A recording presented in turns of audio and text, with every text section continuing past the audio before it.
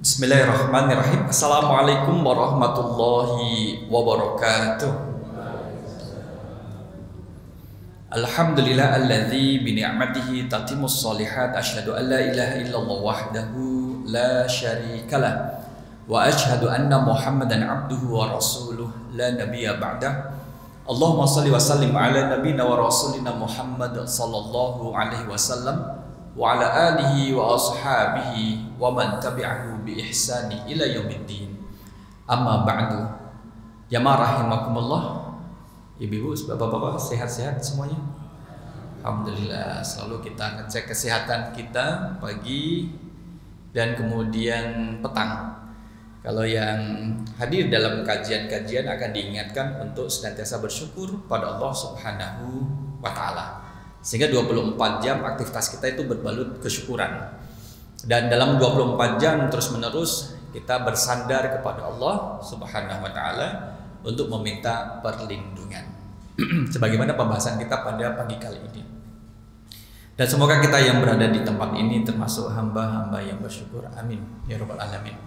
Salawat serta salam semoga tetap tercurahkan kepada baginda Rasulullah sallallahu alaihi wasallam, kepada keluarga, sahabat tabi'in dan juga orang-orang yang senantiasa memperjuangkan sunnah beliau. Bapak Ibu jamaah rahimakumullah, tema kita adalah menikah. Allah sebaik-baik pelindung dan petunjuk Al-Quran untuk umat Islam. Dalam kondisi apapun, ya, kita selalu ada godaan, manusia digoda untuk berpaling dari Allah. Dalam kondisi sakit, ada godaan untuk berpaling dari Allah. Dalam kondisi ekonomi keluarga, ada godaan untuk berpaling dari Allah. Dalam kondisi ketenangan misalkan, juga ada godaan untuk berpaling dari Allah. Dan dalam kondisi berbisnis, karena masalah bisnis, ayo cari jalan pintas, baik suami istri maupun suaminya saja atau istrinya saja, yang penting adalah untung beliung. Nah, bagaimana bentuk kemudian berpaling dari Allah? Sehingga materi ini kemudian menjadi penting dalam kehidupan kita sebagai seorang muslim.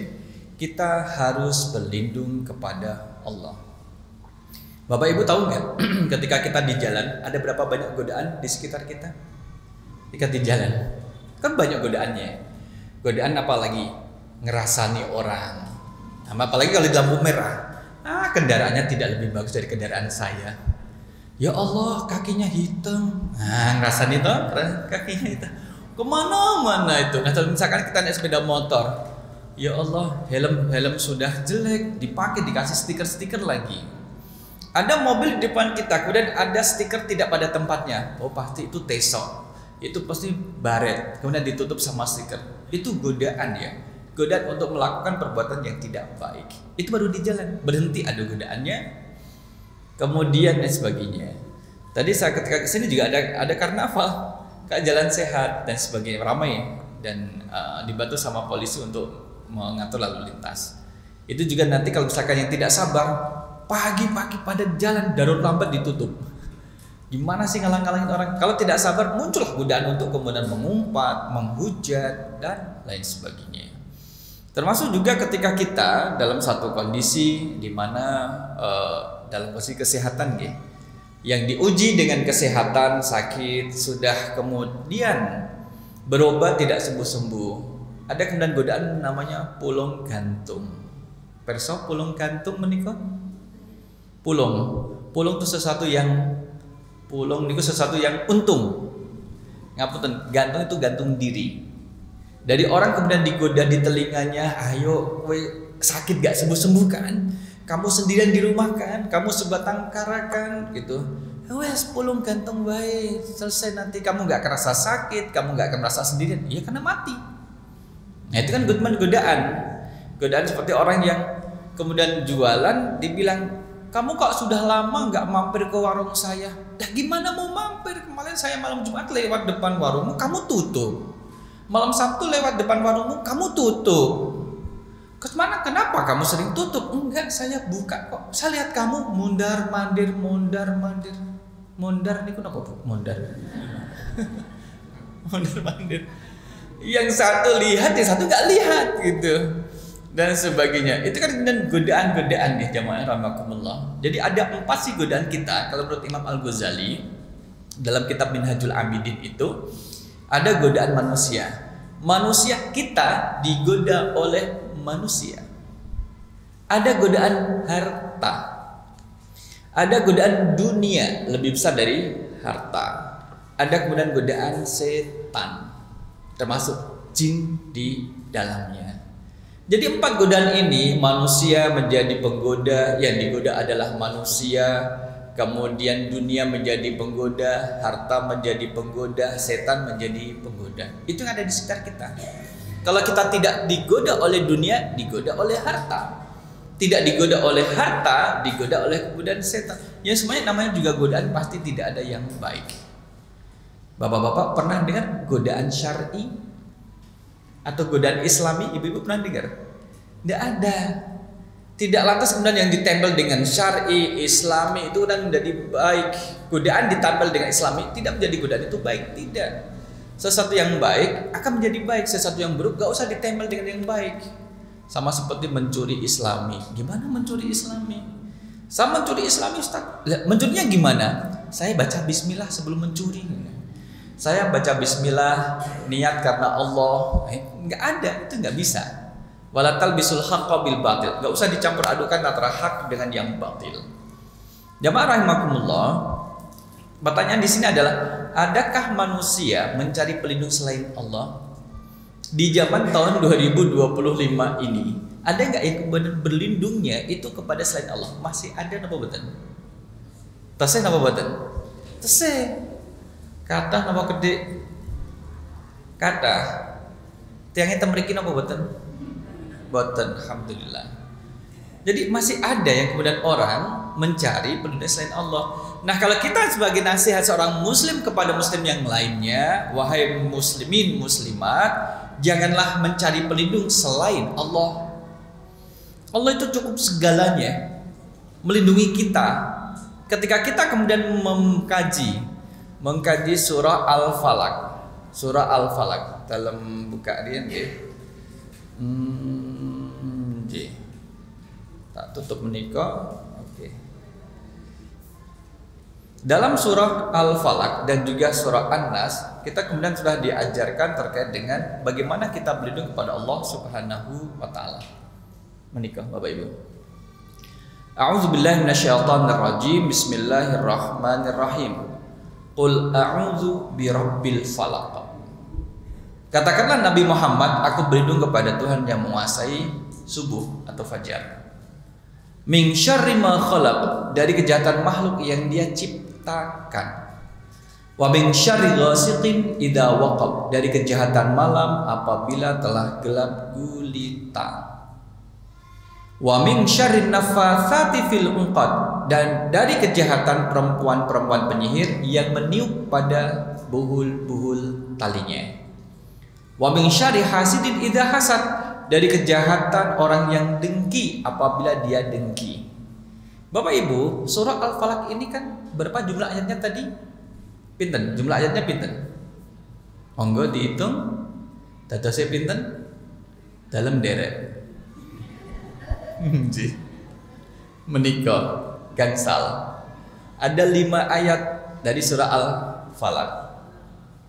Ini mengajarkan kepada kita sebaik-baik tempat berlindung adalah Allah. Perminta orang yang kemudian menyibukkan dirinya dengan meminta perlindungan kepada Allah, Allah akan beri perlindungan.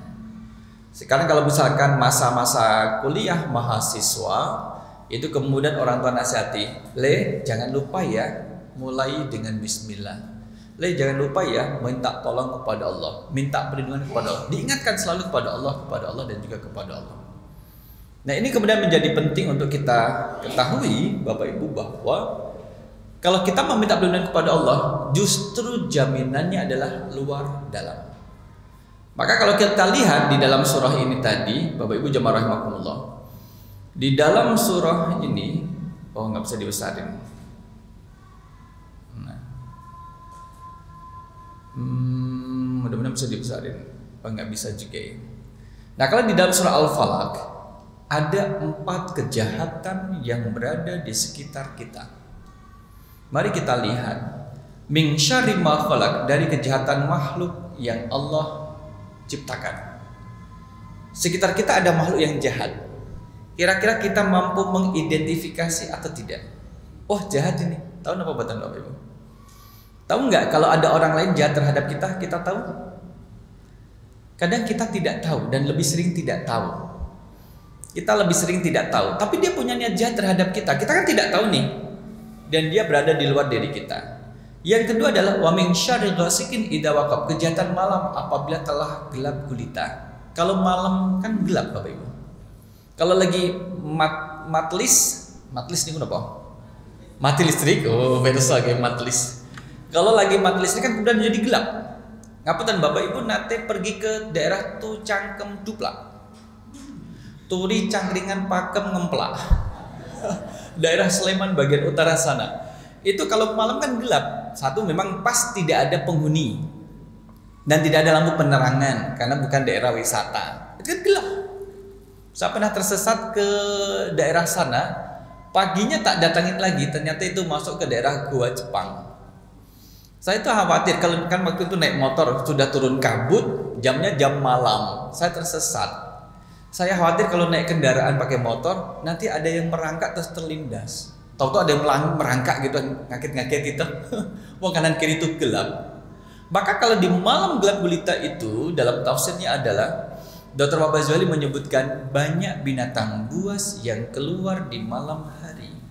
Termasuk juga binatang tidak buas tapi mematikan keluarnya di malam hari. Dan kita tidak tahu. Kita tidak tahu kalau sudah gelap gulita, tidak tahu. Ngapunten, maling niku banyak beraksi di malam hari atau siang hari? Malam hari. Kalau siang hari namanya apa? Koruptor dan sebagainya. Jadi kita berlindung kepada Allah dari kejahatan. Wa min syarri naffatsati fil 'uqad. Dari kejahatan perempuan-perempuan penyihir yang menipu buhul-buhul talinya. Jadi penyihir zaman Nabi itu sudah ada. Zaman Nabi Sulaiman sudah ada. Zaman Nabi Musa sudah ada. Itu penyihir. Yang mereka itu melakukan kejahatan. Enggak Ustaz, saya penyihir tapi Islami. Enggak mungkin. Saya sering Jumatan kok malah jadi khotib. Enggak mungkin lagi. Bahaya itu. Justru dikatakan penyihir karena dia bersekutu dengan jin. Disebut dengan penyihir karena dia bersekutu dengan selain Allah. Nah ini. Dan mereka melakukan kemaksiatan. Yang keempat, wa min syarri hasidin idza hasad, dari kejahatan orang yang dengki apabila dia dengki. Kita kan tidak tahu nggih. Bapak Ibu, seseorang untuk dengki kepada orang lain harus saling mengenal atau tidak? Harus saling mengenal atau tidak? Boleh gak orang tidak kenal kemudian dengki pada orang yang tidak dikenal? Bukan boleh, bisa nggak orang yang tidak kenal kemudian saling dengki? Bisa kan di jalan dengki, padahal nggak saling kenal, itu bisa. Nah kita tidak tahu ini 4 kejahatan yang ada di dalam surah Al-Falaq dan itu bersifat eksternal di luar diri kita. Lantas kita mau berlindung kepada siapa? Berlindung kepada siapa? Ya berlindung kepada Allah. Allah yang tahu makhluk apa yang jahat yang ada di sekitar kita. Nyamuk misalkan, ada nyamuk yang mematikan, ada nyamuk yang biasa. Kemudian ngapunten, ular misalkan, ada ular yang berbisa, ada ular yang tidak berbisa. Ya kan? Ada ular yang menakutkan, ada ular yang tidak menakutkan. Malah anak kecil suka. Ular apa nih kok? Laras, ular tangga. Permainan ular tangga. Kan itu. Jadi ada yang kemudian berbahaya, ada yang tidak. Nah, kita berlindung kepada Allah dari yang berbahaya, kejahatan ini. Makhluk yang Dia ciptakan. Jadi dia memang berbahaya. Binatang-binatang kecil. Apa yang paling kecil? Apa? Virus. Tengu. Ayo, tengune tengu. Tengu sing tengunen. Bakteri misalkan. Dan sebagainya. Itu kan tidak kita ketahui. Misalkan kemudian kenapa anak kecil tidak boleh gigit-gigit kukunya? Karena kemudian di sini ada bakteri. Ada bakteri juga, hati-hati. Maka kemudian kita kan cuci tangan sebelum makan. Itu kan tidak terlihat. Yang bukan kasus musibah yang pada anak kecil yang meninggal ditemukan banyak cacing dalam tubuhnya. gitu.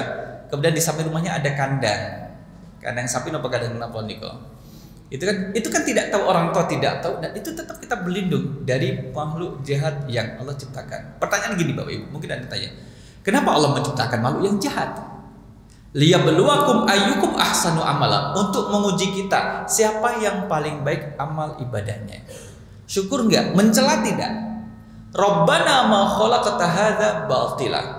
Tidak ada yang sia-sia dari apa yang Allah ciptakan.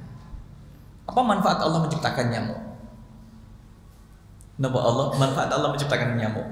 Wah, membuka lapangan pekerjaan, adalah pabrik nyamuk, obat nyamuk gitu dan sebagainya. Jadi kita melihat dari sisi positifnya, tidak ada yang sia-sia Allah menciptakan sesuatu itu. Kemudian juga malam yang gelap gulita, tidak tahu kita dengan malam itu. Maka ada jenis nyamuk yang keluarnya di malam hari, jam 10 malam sampai jam 2 pagi kalau tidak salah. Setelah itu selesai. Dia keluarnya pada malam itu, tapi memang berbahaya. Kalau menggigit bisa menyebabkan penyumbatan pada saluran darah. Ini tergantung pada kondisi fisiknya. Kalau lagi capek karena itu bahaya. Dan kita tidak tahu binatang yang mana. Tapi binatang yang gelap-gelap, binatang yang buas keluar di saat sedang malam gelap gulita. Kalau pagi kali ini kan dia takut karena banyak orang. Tapi kalau sudah malam, nah itu. Maka ketika malam, ya mohon maaf, ngapunten, kelite itu kan banyak sering terjadi di malam hari gitu. Itu juga berkejahatan dan juga bahaya. Nah, apalagi kemudian penyihir. Di sini disebut dengan penyihir perempuan. Kenapa tidak disebut dengan penyihir laki-laki? Karena yang menyihir Rasul SAW itu namanya kan Labid bin Aqsam. Ada yang menyebut Lubed bin Aqsam. Dibantu sama anak-anak perempuannya yang profesinya sebagai penyihir. Gitu, profesinya sebagai penyihir, bapaknya penyihir, anaknya penyihir gitu. Melanjutkan profesi ayahnya. Itu kemudian kalau dalam transaksinya adalah meniup pada buhul-buhul talinya. Kalau kita bahasakan disembur. Apa nyembur? Disembur. Ngetos disuwo. Ngetos gitu disuwo. Seseorang datang ke rumah, Kang minta tolong nopo ya? Anak lo disuwo. Suwo itu apa? Suwo itu Kang Talkis minum air putih nanti disemburkan ke muka anak saya. Gitu loh. Kok gitu? Terus saya orang keberapa? Jenengan orang yang ke-14. Lah, berarti anak jenengan itu mukanya sudah disembur sama 13 orang. Iya gitu. Ada apa yang terjadi? Dia itu perilakunya aneh. Enggak salahnya anak-anak. Kadang ngasih kami pisau agar kami menusuknya. Kadang menusuk tali, ngasih tali agar kami menggantungnya. Kadang kalau marah pintu dapur ditutup, piring dipecahin. Dikira ya menurut persepsi orang tua ada yang tidak beres pada anaknya, kerasukan atau apa ya. Kami digitukan, kemudian kami tanya berapa lama dalam sehari anak ini ditemani sama orang tuanya. Jarang sih, karena ibunya itu kerja berangkat kerja sebelum anak ini bangun. Ibunya pulang ketika anak ini sudah main di luar rumah. Nanti anaknya datang kemudian tinggal tidur saja. Oke, berarti di sini banyak waktu yang tidak disamai sama orang tua. Yang kedua, bagaimana sholat jamaahnya di rumah? Jarang sih. Bagaimana suami istri? Ya jarang. Suami sholat sendiri ke masjid, istrinya sholat di rumah. Bagaimana dengan anak? Pernah nggak sholat jamaah dengan anak? Ya jarang. Oke. Yang ketiga, pernah nggak orang tua menemani anaknya belajar? Nggak juga sih, dibiarkan saja. Nah ini kemudian temuan, saya bilang, pantas anak jenengan kayak gitu perilakunya karena tidak sering ditemani sama orang tuanya. Maka dia tidak tahu mana perbuatan yang baik, mana yang buruk. Akhirnya kemudian terus saya tinggal cobalah ditemenin, ada belajar bareng, kemudian sholat jamaah bersama dengan keluarga. Nanti kemudian terus datang ke sini lagi. Kemarin datang malah sudah nikah. Itu waktu itu masih SD. Gitu. Artinya di sini adalah tidak selalu perilaku yang menurut orang tua aneh pada anaknya itu dikaitkan dengan masalah jin. Wah, jin kalau dengar aku maneh disalahke, padahal nggak ngapa-ngapain. Jinnya nggak ngapa-ngapain kemudian disalahkan sama orang. Dikit-dikit saya yang disalahin, dikit-dikit saya disalahin. Padahal saya nggak ngapa-ngapain gitu. Nah yang terakhir adalah wa min syarri hasidin idza hasad, dari kejahatan orang yang dengki apabila dia dengki. Maka karena kita tidak tahu semuanya itu, oleh karena itu kita berlindung kepada Allah Subhanahu wa taala. Kita meminta perlindungan kepada Allah Subhanahu wa taala. Kalau masih ada orang yang mencari pelindung selain Allah, ya mungkin karena menganggap lebih cepat, lebih kemudian fast respon, lebih ternyata mandi dan juga mujarab. Maka di sini ditegaskan Allah satu-satunya pelindung sejati yang tidak pernah ingkar janji. Nah kalau misalkan apa bedanya Allah dengan jin? Ya jelas beda. Allah itu sang khalik, pencipta. Jin itu adalah makhluk yang diciptakan. Mana mungkin ciptaannya mengalahkan yang menciptakan? Tidak ada. Tapi kok kalau punya jin kok rasanya lebih nyaman ya, lebih tenang ya. Nah itu sudah berbahaya. Berarti syirik sudah masuk dalam dirinya. Maka di sini adalah kenapa kemudian berlindung kepada Allah. Allah yang menciptakan kita. Allah memiliki kekuasaan yang mutlak. Dalam surah Al-Fatihah, Maliki Yaumiddin. Dalam surah An-Nas, Malikin Nas. Allah itu yang menguasai. Tidak hanya memiliki, Allah itu menguasai. Bapak Ibu mengapunten, punya kuku tidak? Kuku tangan. Punya kan? Kita punya. Kita menguasai kuku kita masing-masing tidak? Kalau menguasai, tolong 1 minggu gak usah tumbuh kukunya, gak usah panjang. Bisa nggak? Gak bisa tetap panjang kan? 2 minggu nanti panjang. Kita kemudian punya rambut, bisa nggak menguasai rambut? Rambut jangan putih ya, gitu. Bisa? Kita punya gigi jangan tanggal ya, jangan lepas ya, nggak bisa. Kita itu sekedar memiliki, tapi Allah menguasai. Kita punya kemudian aliran darah dalam tubuh kita. Coba kemudian darah jangan mengalir ya, jangan beredar, nggak bisa. Allah yang kemudian menguasai itu semua. Maka kita berlindung kepada sang penguasa, yaitu Allah Subhanahu wa taala. Tadi saya sempat kemudian membuka terkait dengan bentuk-bentuk kayak napa niku jimat modern. Niki jimat modern. Tak tulis jimat modern apa toh? Ternyata kayak gini bentuk-bentuk jimatnya Bapak Ibu. Dalam berupa cincin lah, gelang lah, kalung lah, salah satu yang ditempel lah, kemudian apa-apalah. Nah, itu kemudian menjadi jimat. Barang siji sing di rumah. Termasuk kemudian percaya sama zodiak. Ngertos zodiak Bapak Ibu? Gitu? Ramalan zodiak. Nah, ini adalah ramalan zodiak. Nah, yang lahir tanggal berapa, bulan berapa nanti ada ramalannya. Ibu napa Bu zodiaknya Bu?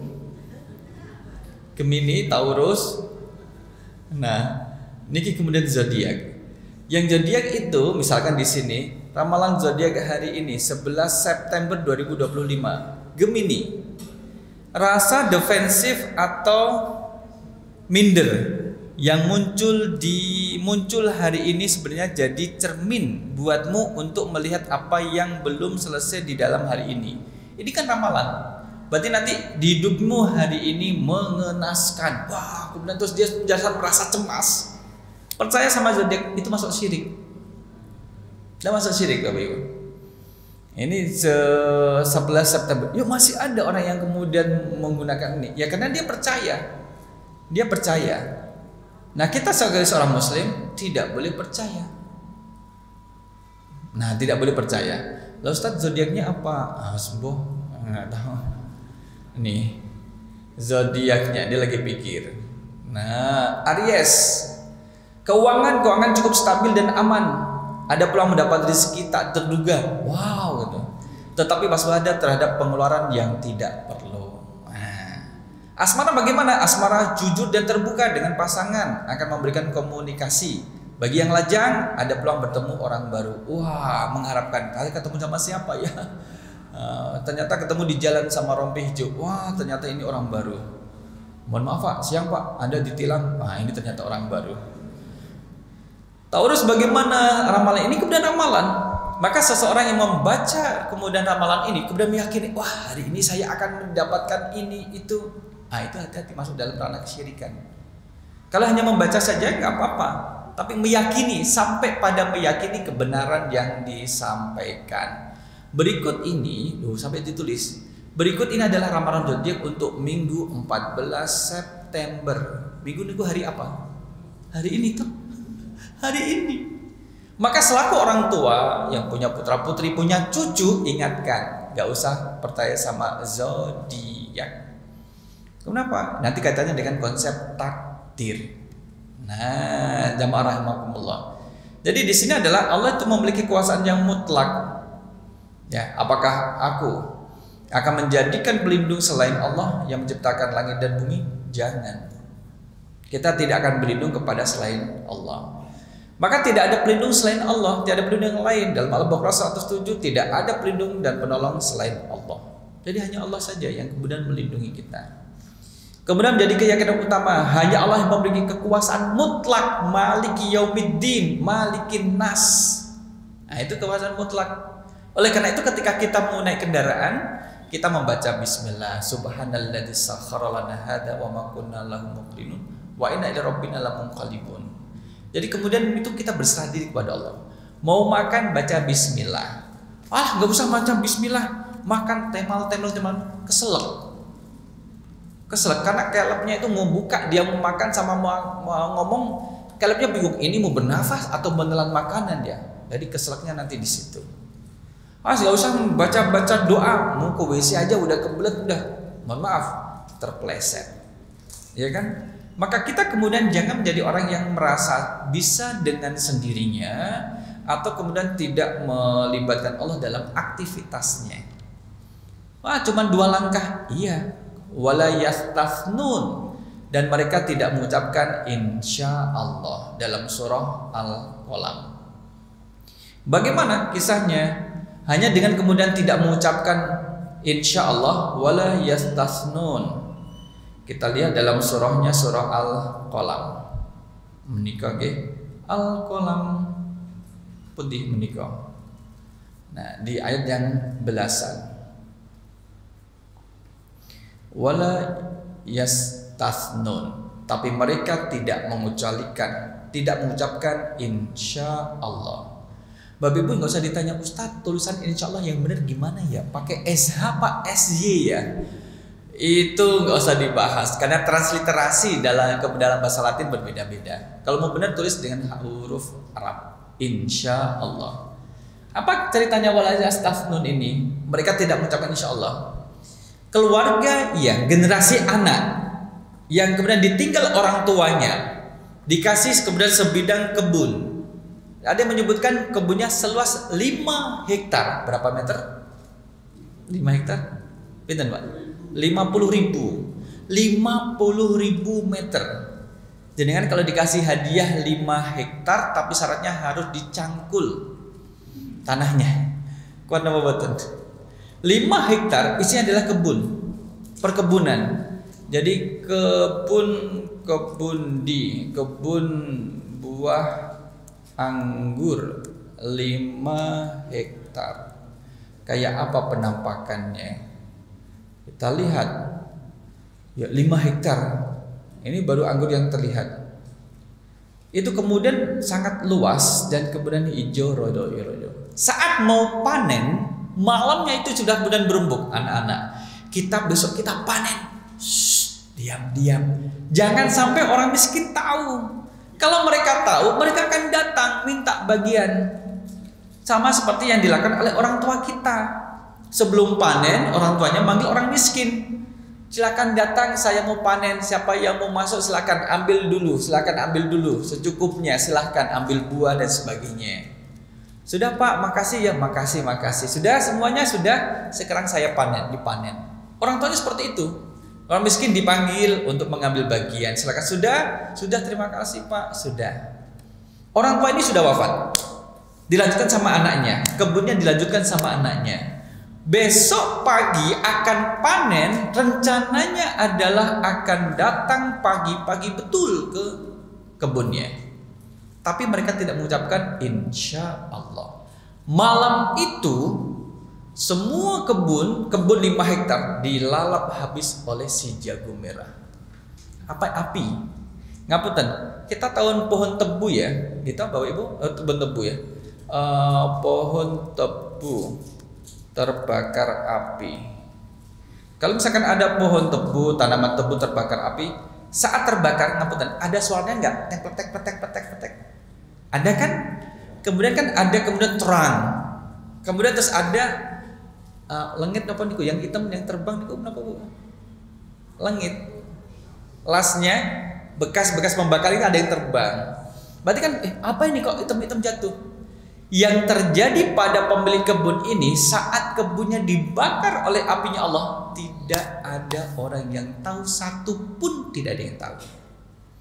Dan tidak ada kecurigaan dan tidak ada kegaduhan.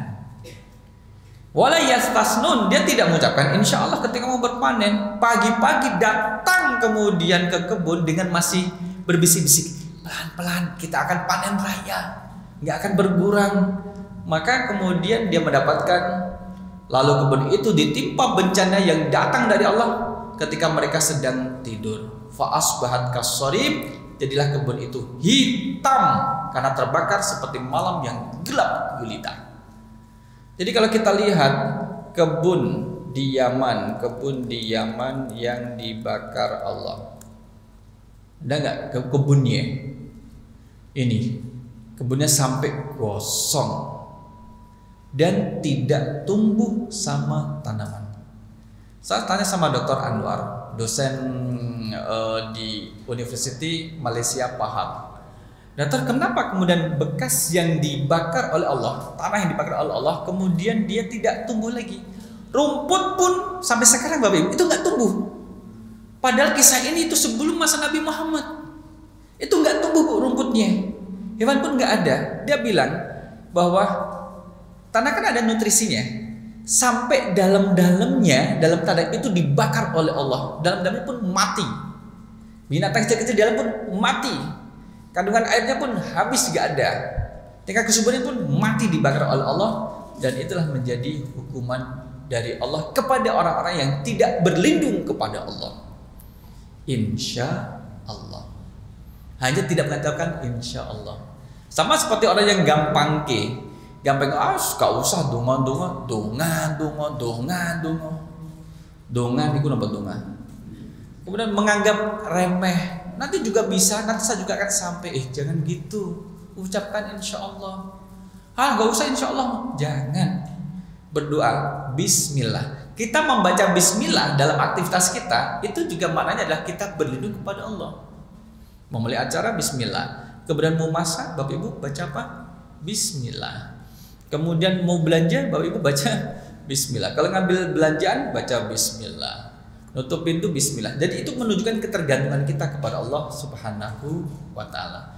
Jadi Allah senang kalau kita itu bergantung kepadanya. Dikit-dikit minta, dikit-dikit minta. Allah tuh senang kok. Ada hamba yang kemudian dikit-dikit minta, Allah senang, hamba ini bergantung kepadaku. Daripada dengan orang yang mintanya dikit-dikit. Ya Allah, ampunilah hamba, selesai. Satu hari cuma itu. Dan cuma sekali aja diucapkan.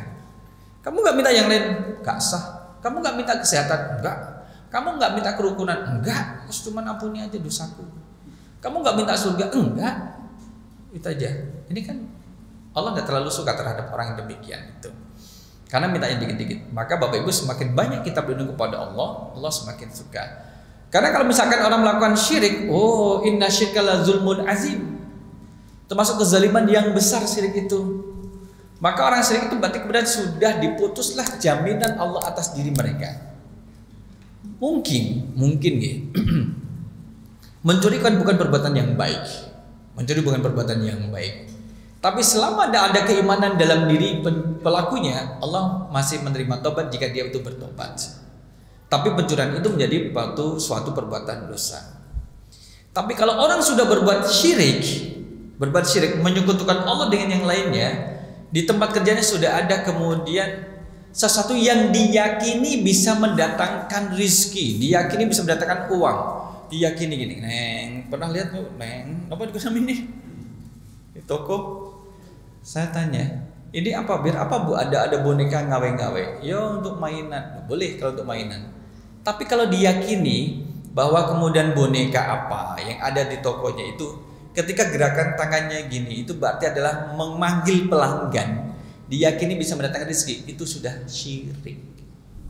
Karena saya tanya, mohon maaf ini yang punya tokonya muslim enggak ya? Kalau misalkan enggak, ya sudah saya enggak urus. Oh muslim, nah, kenapa ada ini? Kalau ada boneka ini biar apa? Saya tanya kan boleh gitu. Daripada berprasangka, mendingan tanya maksudnya apa gitu. Siapa tahu ada informasi yang perlu disampaikan. Yang cuma tanya kan boleh. Saya tanya seperti itu Bapak Ibu ke toko, satu toko. Ya saya kasih beberapa catatan. Saya bilang juga Mbok ini tokonya dikasih harga, barang-barang dikasih harga biar kami pembeli itu kalau mengambil barang ini, oh harganya sekian. Bisa lihat banding-bandingkan ya gitu. Nggak mau, nggak ada tenaga, kan punya tenaga 2 orang karyawan, kenapa nggak diminta itu? Alah udah, hanya apa? Tutup tokonya. Yang sampingnya saya kasih nasihat. Ini nggak ada kaitannya dengan saya ya.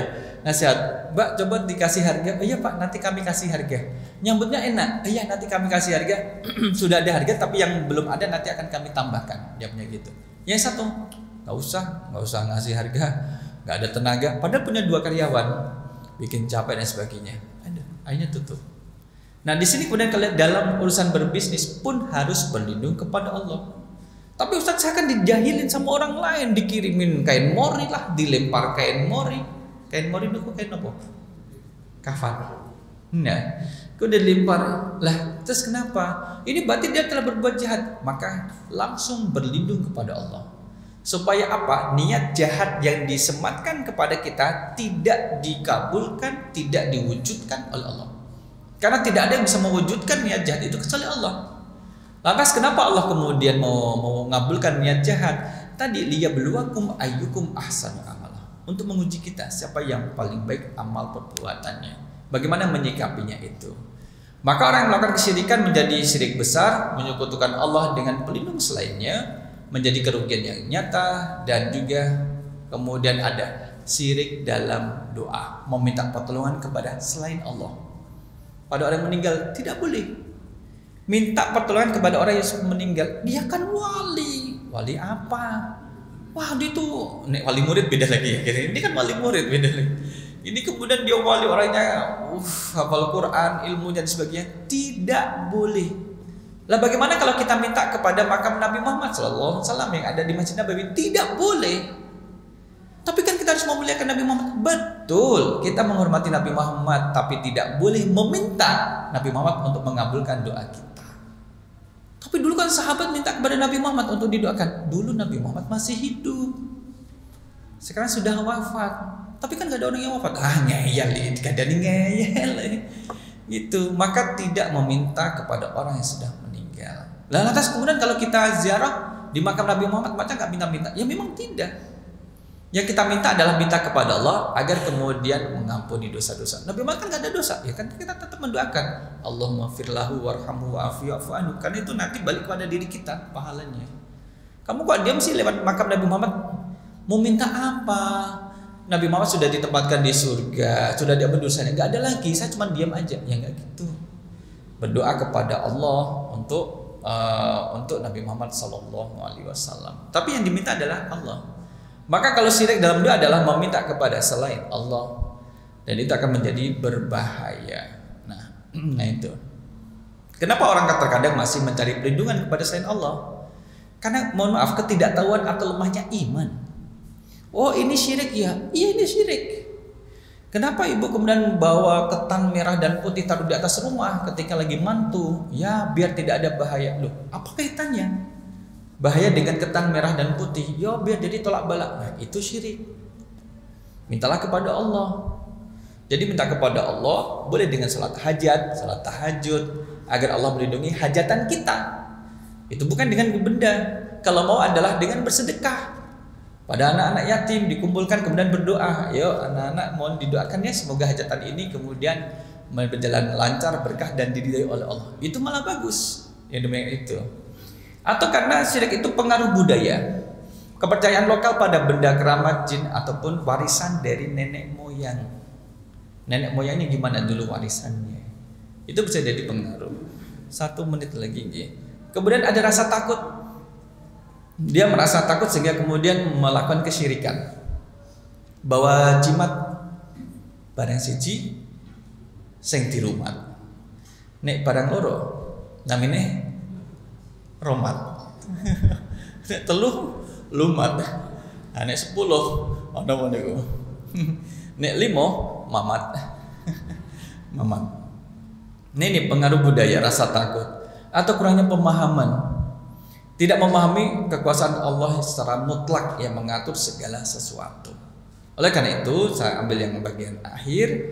Jamaah rahimakumullah, maka kemudian kita harus berlindung kepada Allah.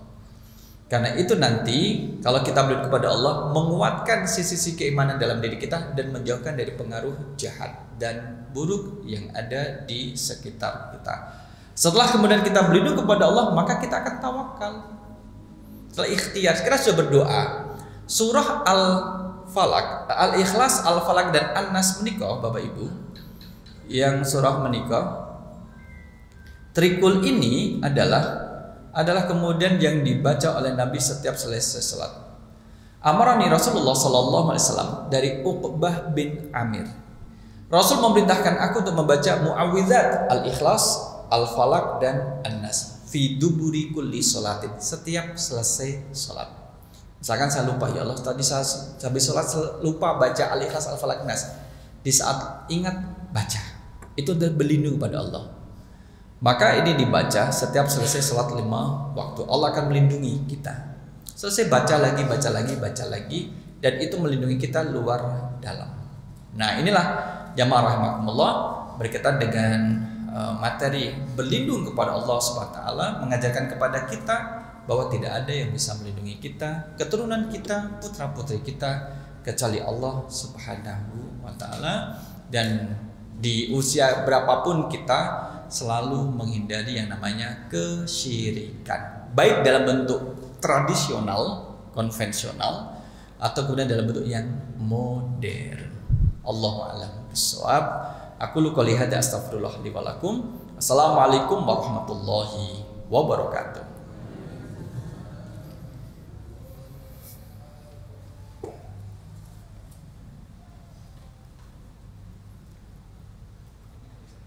Ji, monggo. Jazakumullah. Jazakumullah khairan kepada Ustaz Hafiz.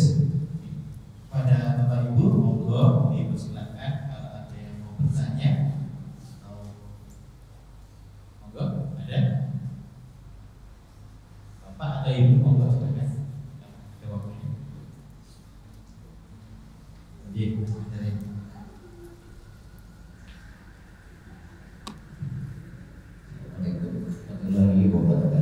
Waalaikumsalam warahmatullahi wabarakatuh.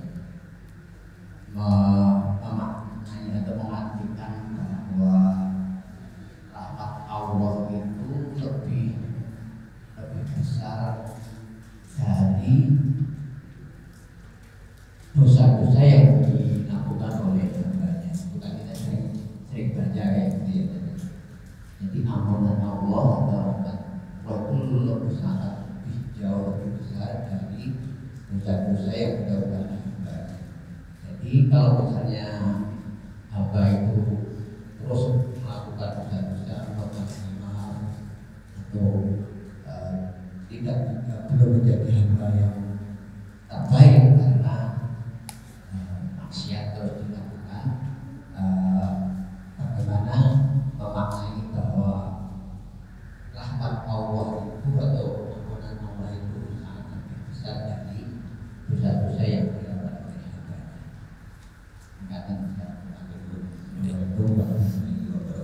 Waalaikumsalam warahmatullahi wabarakatuh. Beberapa ayat yang menunjukkan terkait dengan rahmat Allah. A'udzubillahi minasyaitonirrajim.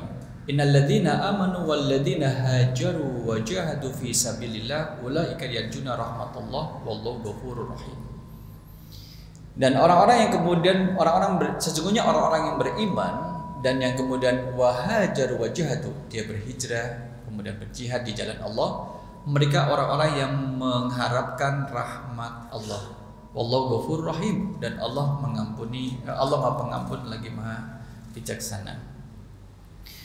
Kemudian juga di sini, wala tufsidu fil ardi ba'da islahiha, janganlah kamu kemudian mau berbuat kerusakan di bumi ba'da islahiha, setelah memperbaikinya.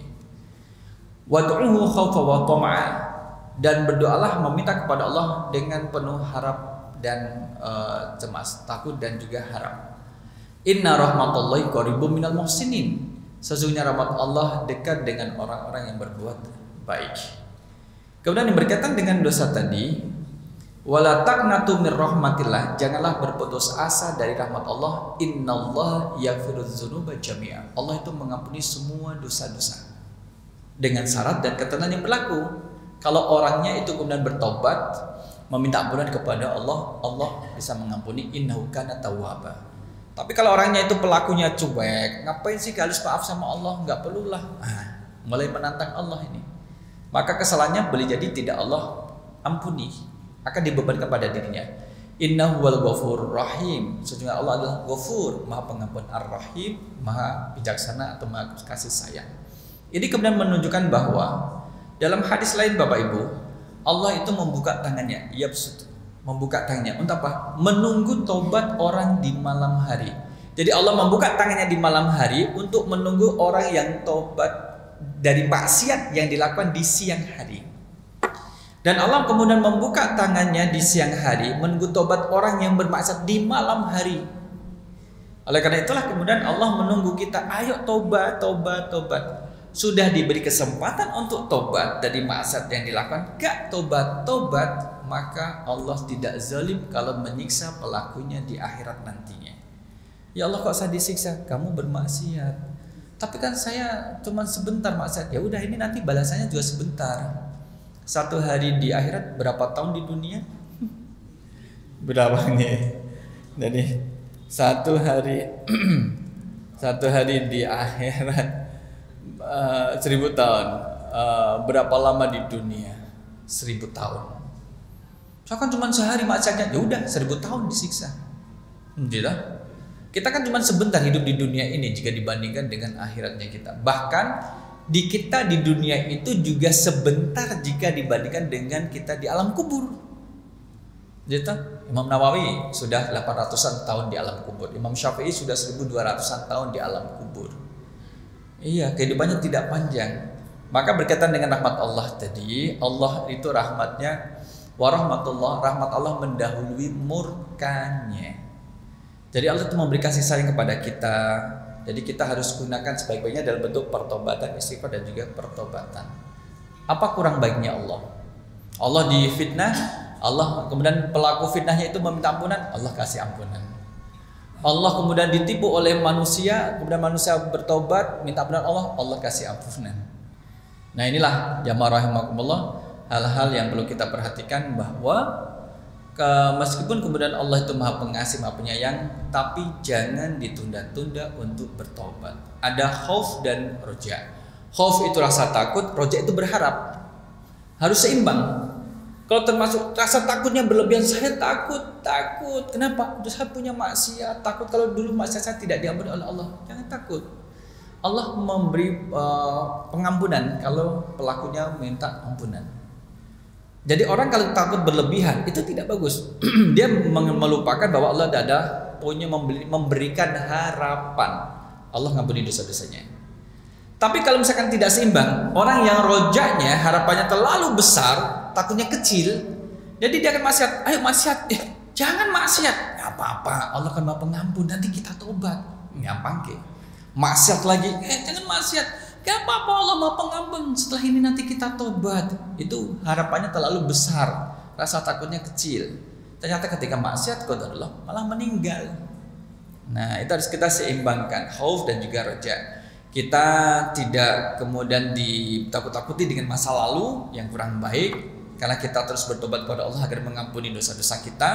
Dan juga kemudian kita jangan lupa bahwa Allah memberi peluang untuk kita berharap kepadanya mengampuni dosa-dosa kita. Nah inilah bagian daripada rahmat dan dosa yang dilakukan oleh seorang hamba yang Allah beri kesempatan pada kita untuk bertaubat. Kalau dosa itu adalah virusnya, virus ya, maka tobat adalah antivirusnya. Jadi antivirus itu dibersihkan, virus itu dibersihkan dengan antivirus. Zaman ibu bapak dulu, nah antivirus di komputer, laptop komputer namanya apa ge? Masih ingat? Sudah tidak. Dulu ada namanya virus Trojan. Nah, Trojan itu yang berbahaya, itu virus Trojan. Sekarang Allah alam kita juga ada gitu ya, karena sudah banyak antivirus dan juga dulu ada Proton, ya kan, antivirus Proton dan sebagainya. Sekarang udah berkembang dan juga berkembang. Tapi tobat tetap syarat dan ketentuannya tetap sama. Allahu a'lam bishawab.